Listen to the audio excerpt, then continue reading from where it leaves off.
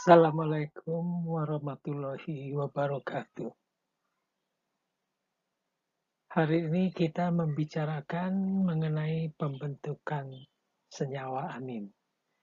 Senyawa amin adalah senyawa yang terbentuk pada ikan setelah ikan mati. Senyawa-senyawa amin ini merupakan indikator yang menunjukkan bahwa ikan sudah tidak segar lagi.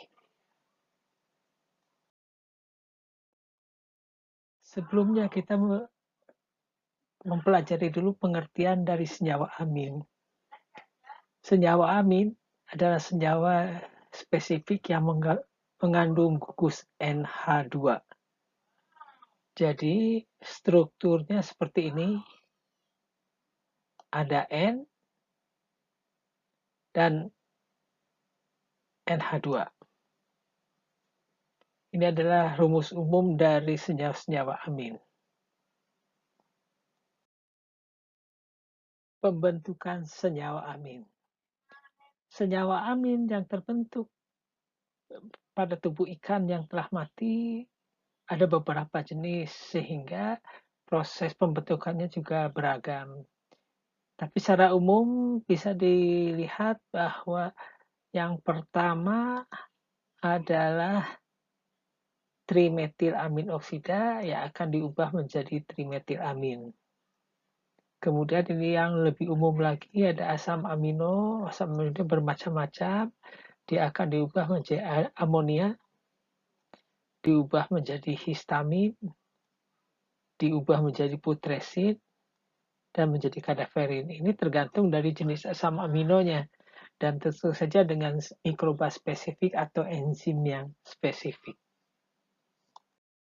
Senyawa amin yang pertama adalah trimetilamin oksida yang banyak terdapat pada ikan laut. Trimetilamin oksida atau TMAO ini akan diubah menjadi trimetilamin. Ini menyebabkan daging ikan berbau busuk. Senyawa berikutnya adalah senyawa amonia. Senyawa amonia juga menimbulkan busuk atau bau pesing. Senyawa amonia terbentuk karena perubahan asam amino menjadi amonia. Ini selain bau juga beracun bagi ikan-ikan yang hidup. Senyawa berikutnya adalah histamin. Histamin ini adalah senyawa kimia spesifik yang termasuk kelompok senyawa amin. Dia terbentuk dari asam aminohistidin yang mengalami proses dekarboksilase. Ini adalah suatu enzim yang akan merubah histidin menjadi histamin. Selain menimbulkan bau, histamin ini beracun bagi yang mengkonsumsinya. Bisa menjadi gatal-gatal, kemudian juga kalau dalam jumlah banyak dia akan meninggal ya.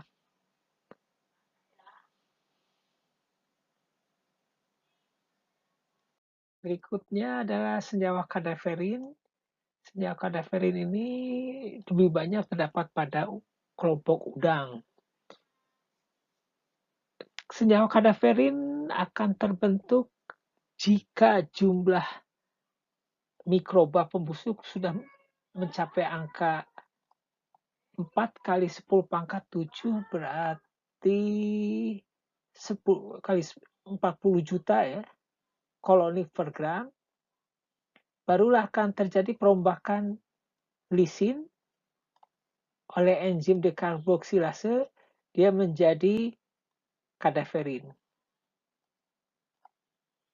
Enzim yang, mikroba yang berperan pada proses perombakan kadaverin atau pembentukan kadaverin adalah Enterobacteriaceae.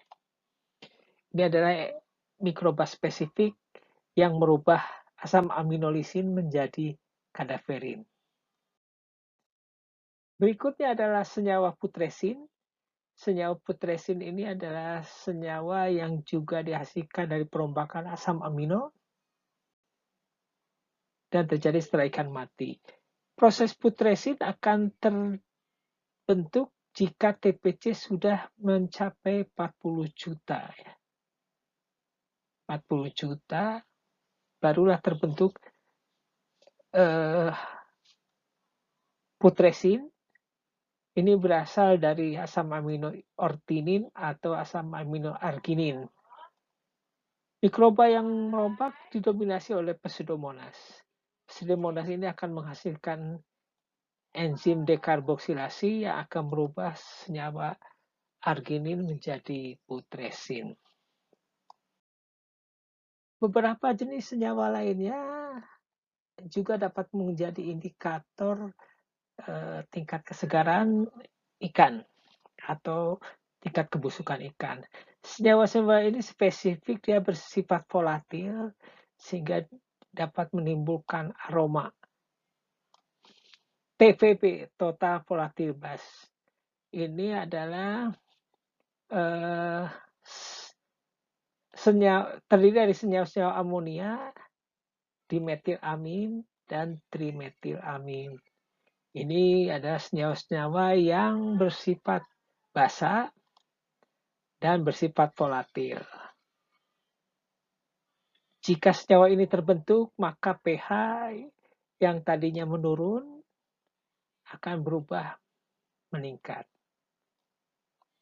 TVA, total volatile acid, ini adalah terdiri dari asam asetat, asam propionat, dan asam-asam organik lainnya.